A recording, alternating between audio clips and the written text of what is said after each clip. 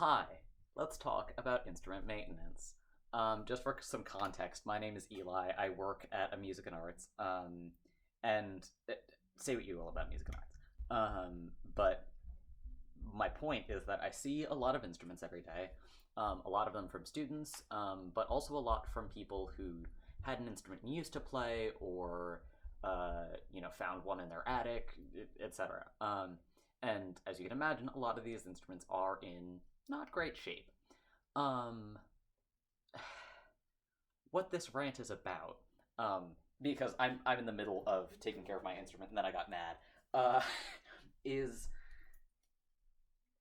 even if here's my thesis. Even if you don't think that there's anything wrong with your instrument, go take it for somebody to look at, because in it will save you in the long run from it's like going to the doctor, right? Like, you don't go, or at least you're supposed to. Healthcare in America, LMAO. But ideally, you go to the doctor, and like regularly, and the doctor's like, nope, nothing wrong with you, you're all good, see ya. And then you know that there's nothing wrong with you, so you don't have to go to the doctor in the future, and you aren't, discovering a tumor on your thyroid, 5.5 centimeters into it growing.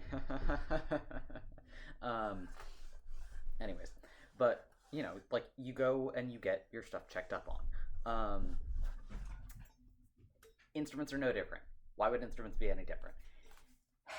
And what I've noticed in working at a music store is that, Jesus Christ, that's my dog. Guitar players are more likely to come in and get their instrument serviced. Why?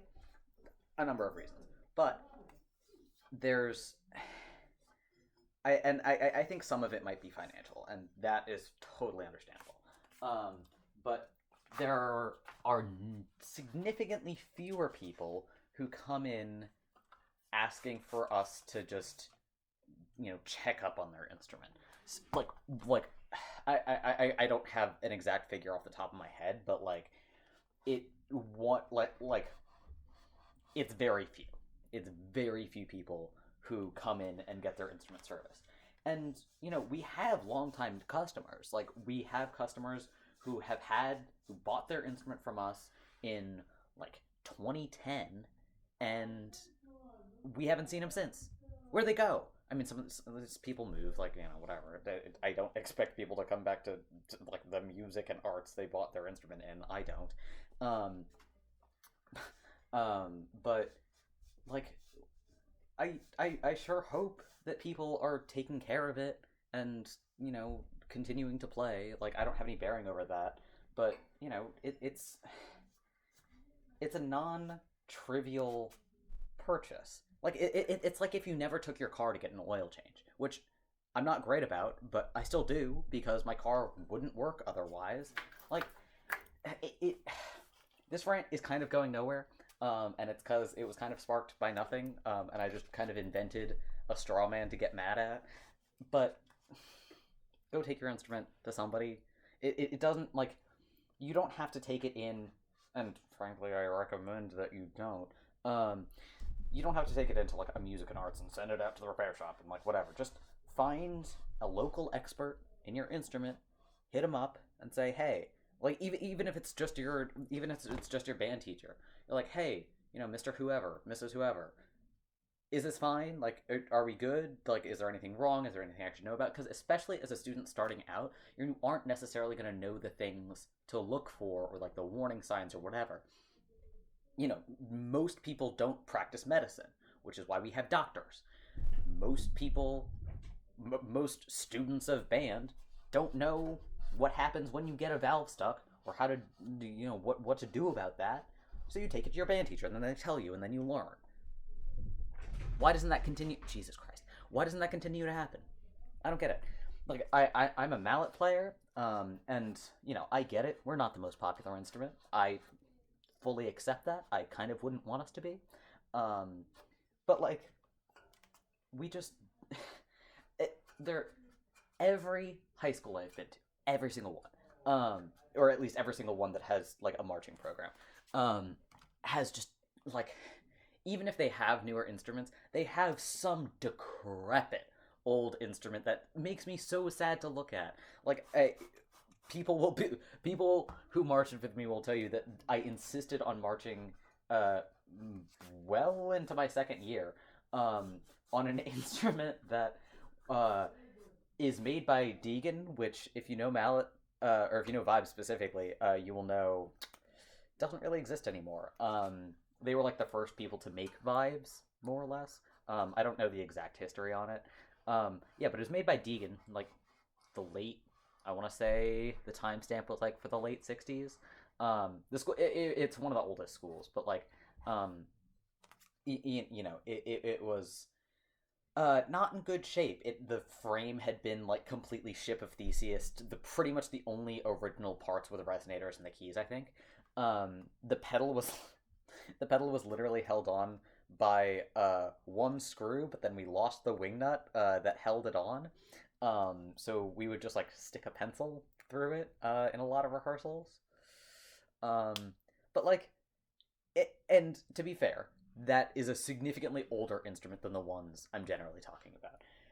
At my high school, we had our marching marimba, marching only because it was on a frame with big-ish wheels, um, and she was in such bad shape. Like the strings, the strings that hold up the keys hadn't been replaced in years, like years and years and years. Like you could see the white fraying through it. Um, it was dirty. It was really dirty. Like it was just in such bad shape, and that makes me so sad because you look at popular instruments and guitar players restring their strings. What I mean depends on the player, but like every couple months. I'm not saying to do that for marimba and vibe and whatever. Like that's not an appropriate amount of time for that. But like, why is it so normalized for guitar players to take care of their instruments and nobody else is? Like, and especially like I think some of it is people just don't realize how expensive percussion equipment is. So like in a lot of schools, like if you're just some ninth grader, you look at the shiny saxophone and ooh, clarinets are complicated and like whoa, like it make like to somebody who isn't necessarily familiar with that environment or familiar with bands generally, it makes a decent amount of sense. Like, oh, okay, I can understand just by looking at it why a saxophone is $3,000. But you look at something like this and you're like, oh well, fucking this is like on some cart. It's got metal keys, so it's like they're shaped. Obviously they were like machined, but they aren't like curved into this crazy horn. So like it can't be that expensive. A good vibe is just like an entry level vibe is the same amount as like it's like an intermediate level clarinet, more or less. An intermediate level vibe is like upwards of 2,000, or sorry, an entry level vibe is like upwards of $2,000. I mean, some of that. And again, like I'm not gonna pretend like I know what the politics of the keyboard percussion world are, or the economics and politics of it, whatever. But like some of it definitely is because they know they can get away with charging that much because there aren't as many other competitors. Um, like brands like Conselmer and Fender, like you're paying for the name. A lot of it is just you're paying for the name, um, which is legal. I mean, you know, brands build their brand for a reason. But it is kind of scummy. Um, and it makes it really hard for newer, more innovative shops to break into the field because Conselmer's just going to run them out of business because people know who Conselmer is. People don't know who Bakken is. Like they're the new clarinetists on the scene. I'm not a woodwind player. That's not my specialty. That's not why I was hired to the store.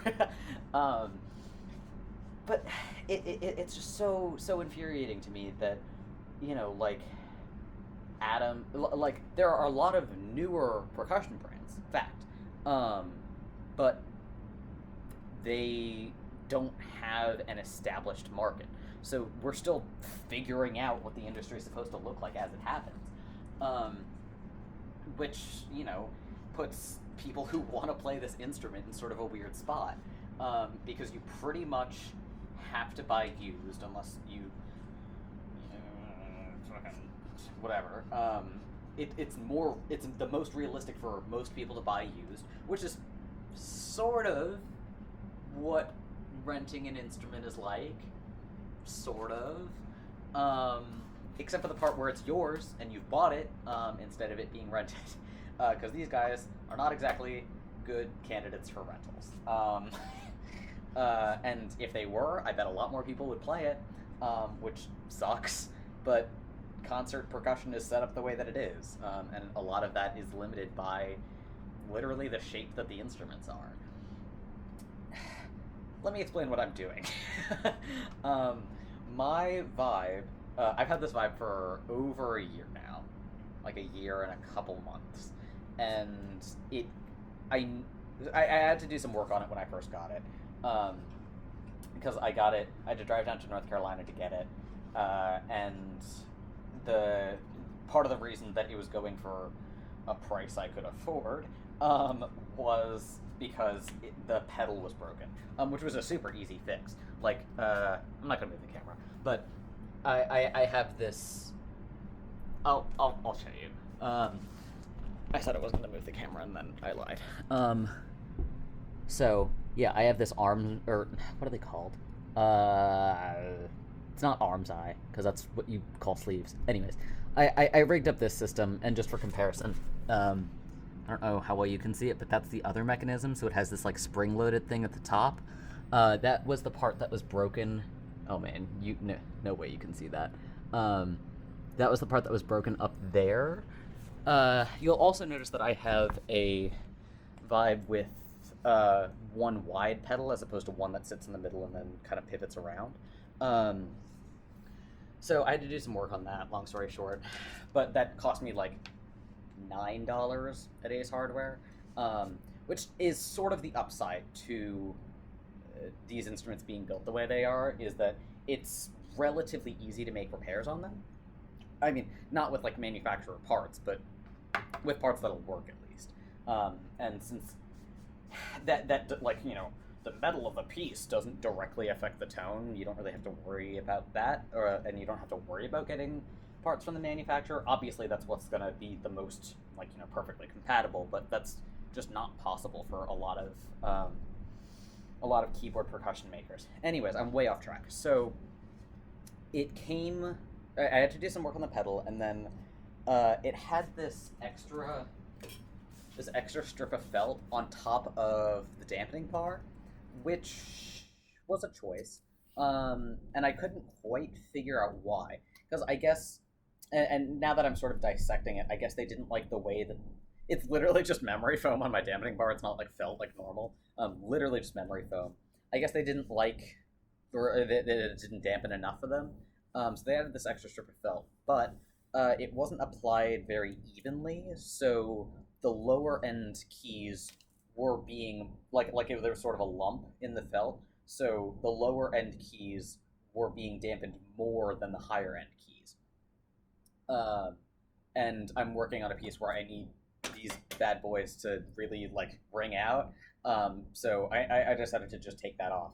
But problem was, it left an adhesive residue on the dampening bar, which I'll include a clip. Makes this like a really, really awful sound. Because the keys will like get like it's a little bit tacky, so the keys will stick to it, and then that causes a resonation, so it sounds really bad. I think it'd be great Foley work to do for something, but it doesn't sound good. So what I'm doing is since it's literally like the same memory foam as like the gel inserts in shoes. So what I'm doing is I'm just taking I've been spraying this rag with Windex, because that works pretty good at removing adhesive, and I didn't really know what else would be safe on here, but Windex is a pretty gentle cleaner, so I've been spraying that on the rag, not on the vibe, because I don't know what it will do. I don't think it'll do much because it's mostly just metal. But and then I stripped off all of these keys so I can actually reach the damper bar. And then I'm going to do the same thing on the other side. But at that point, probably the video is going to be too long because I keep talking instead of doing this. But yeah, the main point being, take care of your instruments. Take care of your instruments. It is when you're making a multi-thousand-dollar purchase. Why would that just like not occur to people? I don't understand where the disconnect is. Like if you bought, I'm trying to think of an example. Like if you buy, a computer, right, for that like a lot of money, are you not going to take care of it? I just don't understand. Like you take your car in for maintenance, you take your pet to the vet, you take yourself to the doctor, take your instrument to a repair shop. Even if you don't think anything is wrong, even if whatever, just have them look at it. Just have them look at it. Like a lot of places, music and arts, will give you a free estimate. So even if there is work that needs to be done, you don't have to approve it. If that's not something that's like financially reasonable for you, totally understandable. Fucking in this economy, like I get it. Like the instrument costs are not at the top of a lot of people's priority lists. Totally get that. Just as a culture, as musicians, I think we need to change the idea that guitarists are the only ones who need to regularly keep up with their instruments. And I'm not saying that like, oh, nobody does this and I'm the only person who does it. Not even a little bit true.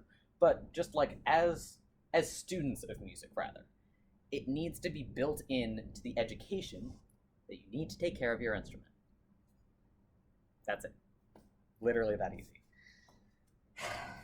And like here at Music and Arts, we try our best to, or at least my store. I can't speak for other stores. I can't speak for the company as a whole. A lot of people have issues with the way that their repairs have been handled, for good reason.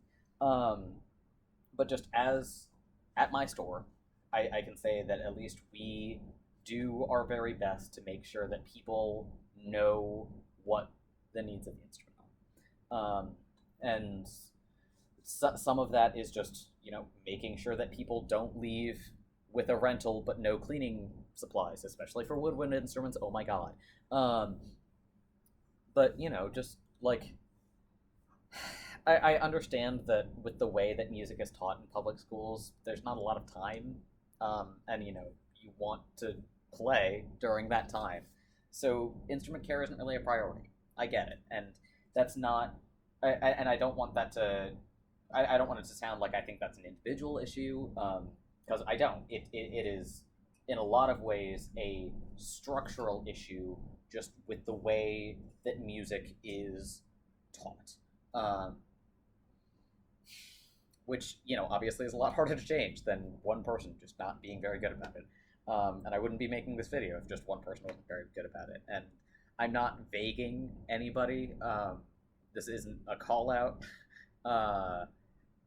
This is just kind of a PSA. Take your instrument into a repair shop upon occasion, because worst case scenario, you have to get your instrument fixed, and then you play better because your instrument works better. Best case scenario, nothing's wrong. That's it.